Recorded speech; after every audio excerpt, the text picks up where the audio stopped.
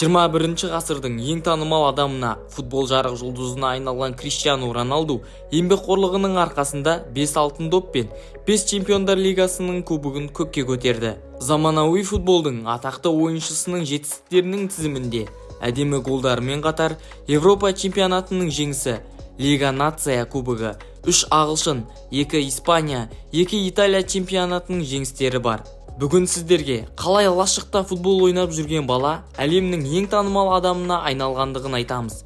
Қызықты факт: Роналду ютубтан канал ашып, 47 минут ішінде 1 миллион подписчик жинап және бір күнде 30 миллион оқырман каналына тіркелген алғашқы адам болды. Біз де Рон көкемізден қаламыз ба? Каналға тіркелдіңіздер және лайк басуды ұмытпаңыздар. Бұл видео Криштиану Роналдудың өмір жолының бірінші бөлімі.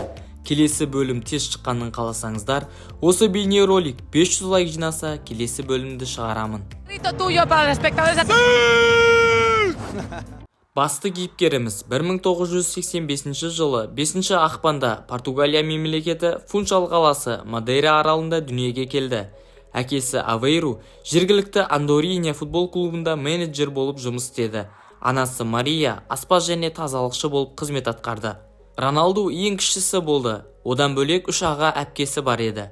Криш сұхбаттарында ата-анасының оларды асырау үшін көп жұмыс жасағандығын және әкесінің алкогольді сусындарға әуес болғанын қайғыра еске алады. Миллионер болса да Роналду өзі алған ең қымбат сыйлық әкесі берген ескі доп екенін айтқан болатын. Әкесі Жозе кенже баласының спорттағы жетістіктерін көре алмай ертерек қайтыс болды. 1995 жылы алғашқы трансфер орын алды. Роналдуды бірнеше доппен комплект бутсы және формаға Националь клубы сатып алды.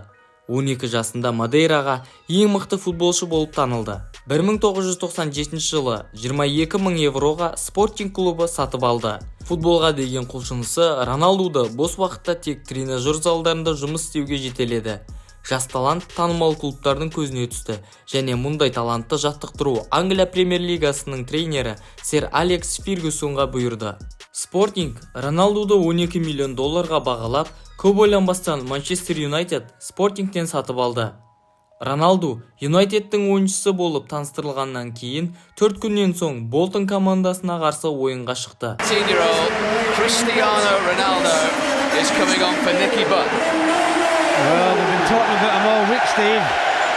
Бест, Кантана, Бекхэм сынды аңыз ойыншылардың номері Криштианудың арқасынан көрінді. Қызықты факт: бұл номердің артықшылығы соншалық, Роналдудан кейінгі номерді таққан ешбір футболшы жарты бойын көрсетпеді. Манчестер Юнайтед жанкүйерлері және сэр Алекс жас Роналдудың танымал ойыншы болатынына кәміл сенді. Алғашқы голын айып добынан Портсмут командасына салды.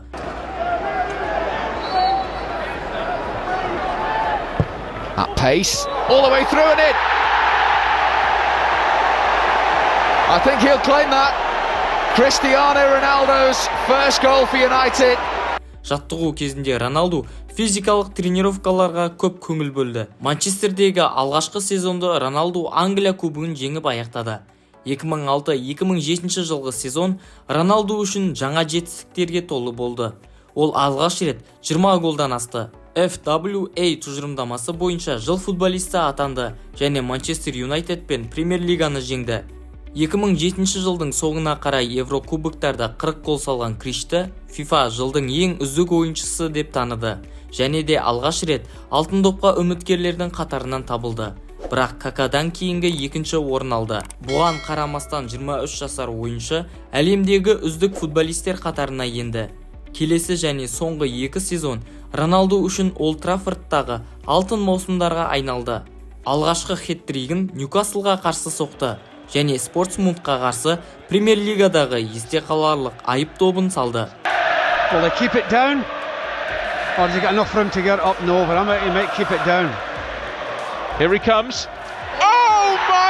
Европада барлығының аузында Криштиану болды және дәл осы сәтте Роналдуға Реал Мадрид клубы қызығуда деген қауесет тарады.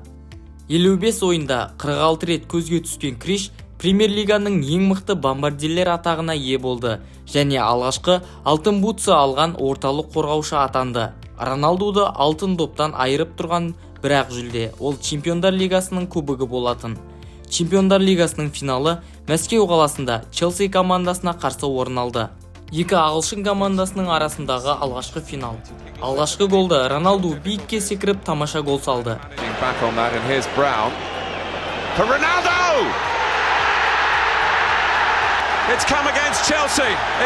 Есепті Челси жартылай қорғаушысы Фрэнк Лэмпард теңестірді.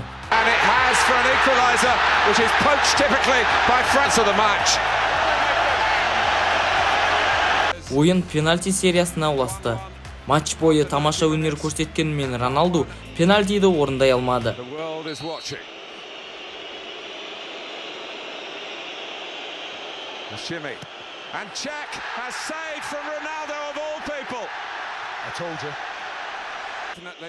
Челси командасының капитаны Джон Терри пенальтиді салған уақытта Чемпиондар лигасының кубогын көкке көтеретін.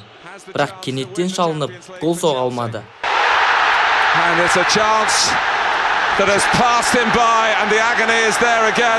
Манчестер Юнайтед соңғы 10 жылда алғаш рет Чемпиондар кубогын жеңді.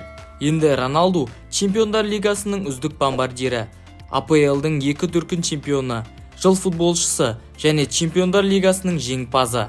2008 жылы көптен күткен алтын доп жүлдесін жеңіп алды. Бұл нәтиже тек Роналду үшін емес, Англия футболы және Манчестер Юнайтед командасы үшін аса маңызды еді. Себебі Юнайтед сапында соңғы алтын доп еншілеген Джордж Бест 40 жыл бұрын бұл жүлдеге қол жеткізген.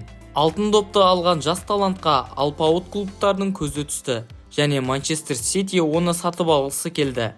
Бірақ Роналду Юнайтедтен кететінін жоққа шығарды және сэр Алекстің командасында тағы бір жыл өнер көрсететінін айтты. 2009 жылы Роналду Манчестерде жасында жарқылдады. Бұл жылда Рон ессіз алыстан соққыларымен, тамаша голдарымен еске сақталды. Портуға қарсы ойында соғылған голы Пушкаш марапатына лайық болды.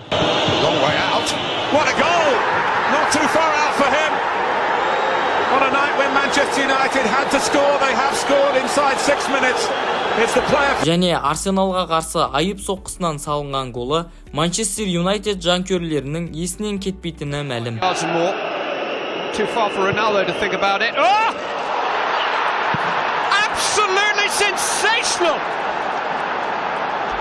Ағылшын премьер-лигасын қорқынышта ұстап тұрған шағында 2009 жылы Роналду Реал Мадридке 94 миллион евроға ауысты. Бұл жаңалық газет журналдарының басты беттерінде жарияланды. Реал Роналдуды әлемдегі ең қымбат ойыншы және ең қымбат жалақы алатын футболистке айналдырды. Криштің презентациясына Сантьяго Бернабеу стадионына 85 мың жанкүйер жиналып, жаңа рекорд жасады. Бұл рекордты даже Мбаппе де бұза алмады. Оның қаралымына 80 мың жанкүйер жиналған болатын. Роналдудың алғашқы Реалдағы сезоны ойдағыдай болмады.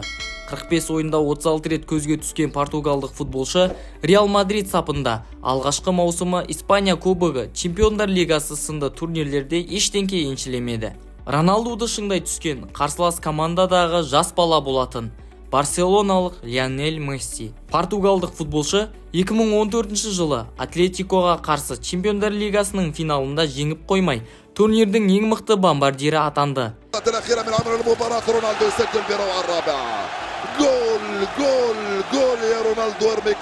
Және маңызды бір қатар алтын бутсы, Европаның ең мықты футболисті сынды жүлделерді жеңіп, жыл соңында алтын допты еншіледі. Кейінірек Роналду 51 матчта 50 гол салып, Френсу Пушкаштың рекордын бұзды. Вингер болып өнерін көрсетіп жүрген Роналдуды Карло Анчелотти шабуылшы рөліне қойып, португалдық футболшының жаңа тынысын ашты. Командаға Зинедин Зидан тренері болып келген сәтте Реал Мадрид жаңа қырынан көрінді. Роналду ақ формамен 324-ші голын соғып, Раулдің рекордын бұзды. 2016, 2017, 2018 жылдарда Криштиану өзінің пик дәрежесіне жетті.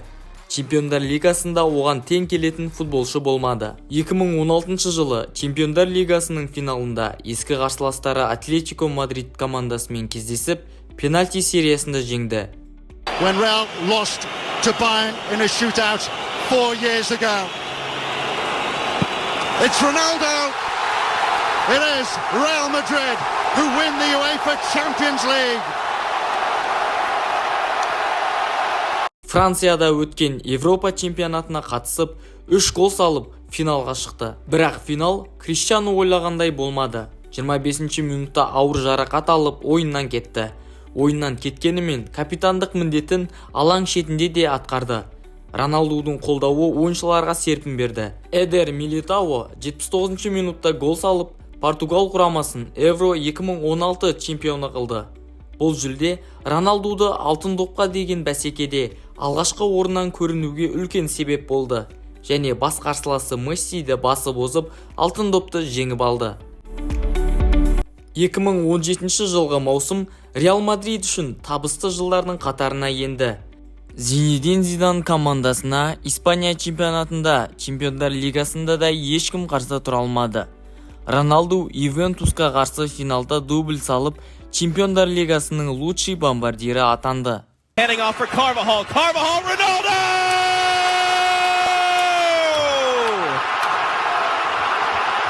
Second goal for him. Third for Real Madrid. And they have taken total control here in Cardiff. Және соңғы 5-ші алтын добын еншіледі. 18 жылғы маусым Барселонаға қарсы ойыннан басталды. Роналду қосалқы құрамнан 60 минутта шығып, 80 минутта алаңның сыртынан керемет гол салды. رونالدو مر يلعب كالما كريستيانو 2 минут өте салысымен айып алаңында Юмтити Роналдуды құлатты. Және болмайтын сәтте қызыл қағаз алып ойыннан қуылды. Әділ қуылды ма, комментарийге жаза кетіңіздер. كارفاخال خطيرة يا رونالدو يا كريستيانو يا كبير يا كريستيانو يا رونالدو هدف أسطوري هدف أنطولوجي هدف للتاريخ عنوان الورقات رونالدو أولا رونالدو ثانيا يمعقدهم. Жартылай финалда Баварияны ұшырған Реал қатарынан 3 рет чемпиондар финалына шығып, Ливерпуль командасын тізе бүктірді. Бұл Киевте өткен финал Роналду үшін ақжиделілер сапындағы соңғы ойын болды. Осымен сіздерге дайындаған видео өз мәресіне жетті. Келесі бөлімді көргілеріңіз келсе, каналға жазылып, лайк басыңыздар.